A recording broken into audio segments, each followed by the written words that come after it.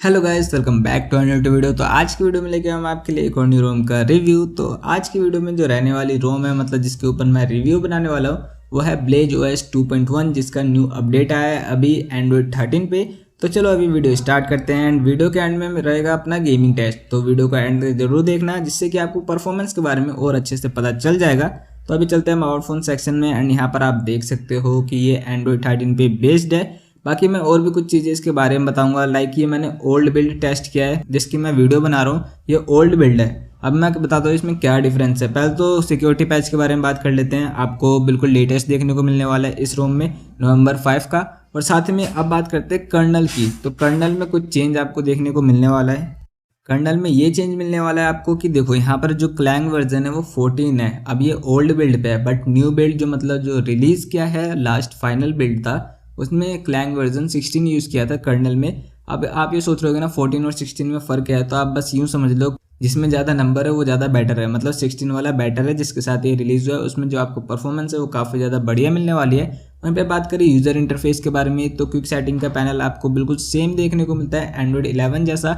Android 13 और Android 12 जैसा अभी नहीं आया है, बट फिर भी मेरे को तो काफ़ी ज़्यादा अच्छा लगता है। बाकी बात करें सेटिंग के यूआई की, तो यहाँ पर आप देख सकते हो। और साथ ही में अब चलते हैं इसके कस्टमाइजेशन सेक्शन में। तो यहाँ पर आपको ब्लेज हाउस करके इसका कस्टमाइजेशन सेक्शन मिल जाता है, जिसमें सारे सारे ऑप्शंस मिल जाते हैं आपको, और वो भी अच्छे से वर्क करते हैं जितने भी ऑप्शंस हैं। बट इसमें वो जो दो ऑप्शन थे मैंने आपको बताया था, एक तो था 90 FPS अनलॉक वाला, और दूसरा था जो गूगल स्टोरेज वाला, मतलब गूगल फोटोज़ के स्टोरेज वाला। वो दोनों ऑप्शन आपको अलग से इनेबल करने को नहीं मिलते।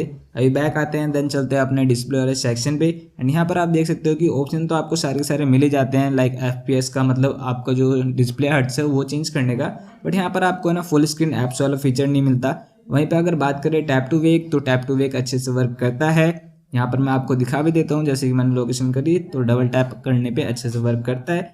तो चलो अभी हम चलते हैं अपने वॉलपेपर्स एंड स्टाइल्स वाले सेक्शन में। तो यहाँ पर आप देख सकते हो कि आपको जो थीम्स आइकन वाला ऑप्शन है, मतलब या फीचर कह लो, वो आपको मिल जाता है। एंड ये अच्छे से वर्क भी करता है। मैं अभी आपको होम स्क्रीन पे ले जाके भी दिखा देता हूँ। तो आप देख सकते हो कि जो वॉलपेपर है उसके साथ कितना बढ़िया मैच कर रहा है। जो आइकन्स हैं वो ब्लैक हो चुके हैं। तो अभी मैं आपको ना एक मिसिंग फीचर के बारे में बताने वाला हूँ, जो आपको इसी में देखने को मिलने वाला है। वो है आपका जो थीम कलर है वो आप अलग से चेंज नहीं कर सकते हो। लाइक वोल्टेज ओएस में ये था, बट इसमें नहीं है। एंड वहीं पे आप बात करें ऐप्स वाले सेक्शन में, तो यहाँ पर आपको गेम स्पेस का जो सेक्शन है वो मिल जाता है। एंड आप सब यही सोच रहे होगे ना कि अलग से ऐप क्यों नहीं है, तो मेरे को भी नहीं पता। बाकी चलो उस बात को छोड़ दो। बट यहाँ से आप इनेबल कर सकते हो, अपना जो गेम है उसको ऐड कर सकते हो, और साथ ही में जो उसका प्रीफर्ड मोड है वो भी सिलेक्ट कर सकते हो। तो चलो अभी मैं आपको ना इसके बारे में बाद में बताऊंगा। लाइक इसका जो डैशबोर्ड आता है गेमिंग का, उसके बारे में बाद में बताऊंगा। बट अभी हम बात करने वाले सिक्योरिटी सेक्शन के बारे में। तो यहाँ पर आपको ओनली फिंगरप्रिंट का ही ऑप्शन मिलेगा, मतलब लॉक करने का। उसके अलावा आपको फेस अनलॉक नहीं मिलता है। अब ऐसा क्यों वो तो मेरे को नहीं पता, बट हाँ आपका जो फिंगरप्रिंट है वो काफ़ी ज़्यादा फास्ट है। यहाँ पर आप देख सकते हो जो इसका रिस्पॉन्स है अनलॉक करने का, काफ़ी ज़्यादा फास्ट है। स्क्रीन पर आप देख ही सकते हो।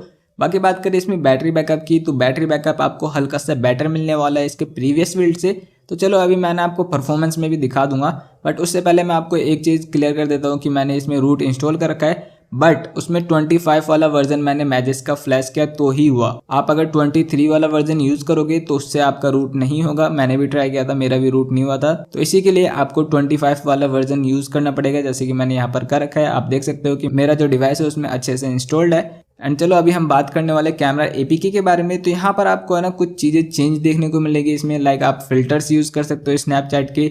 आपको बिना स्नैपचैट ऐप डाउनलोड करे यहाँ से आप डायरेक्ट यूज़ कर सकते हो। यहाँ पर आप देख सकते हो, जैसे कि मैं यहाँ पर आपको एक फिल्टर भी लगा के दिखा देता हूँ, बट ये ओनली फ्रंट कैम पे ही वर्क करेगा। बैक कैमरा पे मेरे को पता नहीं, मैंने ध्यान नहीं दिया था करता ही नहीं करता। बट हाँ ये अच्छे से वर्क करता है, इतना मैं आपको बता सकता हूँ। तो चलो अभी हम ना अपना गेमिंग टेस्ट स्टार्ट करेंगे, बट उससे पहले मैं आपको सीपीयू थ्रॉटल टेस्ट का रिजल्ट दिखा देता हूं। तो यहाँ पर आप देख सकते हो जो ग्राफ है काफ़ी ज़्यादा कांस्टेंट है। इससे आपको पता चल गया होगा कि जो इसकी परफॉर्मेंस है वो कैसी रहने वाली है।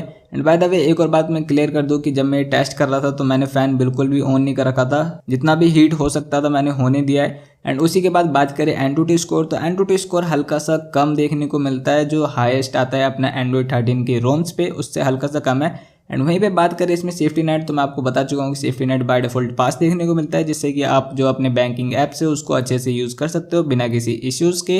एंड चलो अभी अपना है ना गेमिंग टेस्ट स्टार्ट करेंगे, बट उससे पहले जो अपना इरेंगल होगा, इरेंगल तो हम बाद में करेंगे, उससे पहले हम एक टीडीएम का टेस्ट स्टार्ट करेंगे। टीडीएम में देखेंगे कि इसमें कैसा आपको टच रिस्पॉन्स देखने को मिलता है, साथ ही में जायरो एंड एम असिस्ट और बुलेट रजिस्ट्रेशन भी। तो चलो जल्दी से एक टीडीएम का मैच स्टार्ट कर लेते हैं। तो गेम के अंदर तो हम आ चुके हैं एंड यहाँ पर आप देख सकते हो राइट साइड में जो डैशबोर्ड है, गेम डैशबोर्ड, वो ओपन हो जाएगा।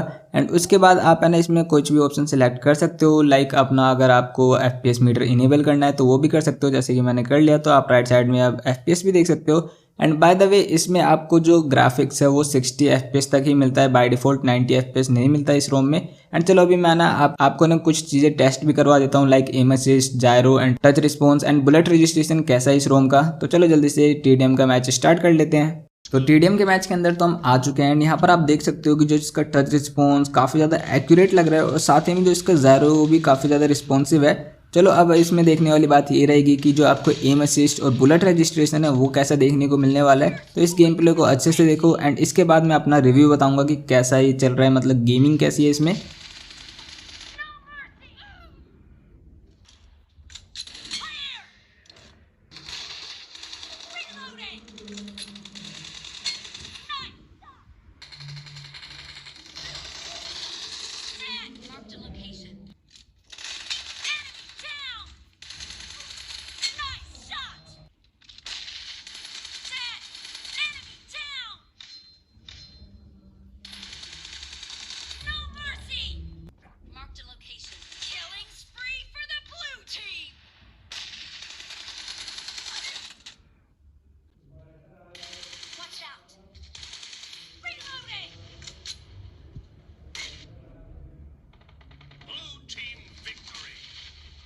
तो टीडीएम का मैच तो एंड हो चुका है एंड अब मैं ना आपको कुछ चीज़ें बताने वाला हूँ। लाइक मैंने स्टार्टिंग में बोला था ना कि आपको इन चारों चीज़ों के बारे में बताऊंगा, aim assist, touch response, gyro and जो बुलेट रजिस्ट्रेशन है उसके बारे में।